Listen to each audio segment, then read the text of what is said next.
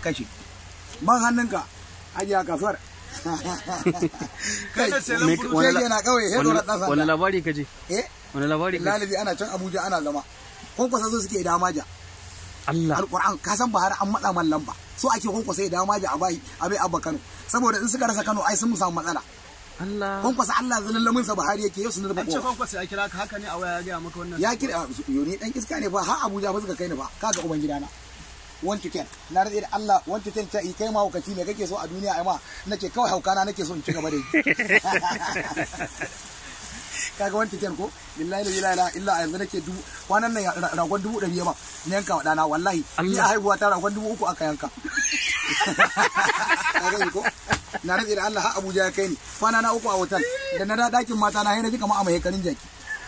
na rade da Allah alaji AC dan kumbura uba kai mutanen nan dole su manta da mu ka je Abuja alaji wannan gemun naka dihe ya kade mutanen Allah iza alaji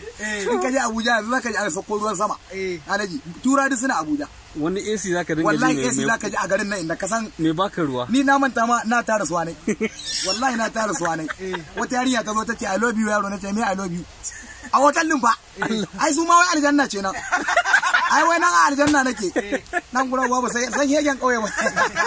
da kana bacci sun ga bakin ka abincin ma alaji ta kalli baki na tace kai dis wannan dodo mutanen boye sun yi go hotel na rage Allah da je hotel din nan Allah ta aljanna amma fa akwai ci a guna alquran duk abincin da na rufa fa yana su da kwana alquran wata mace tace an kama hukaci wai dis wannan dakin ci akwai ma hukaci ya maganar wannan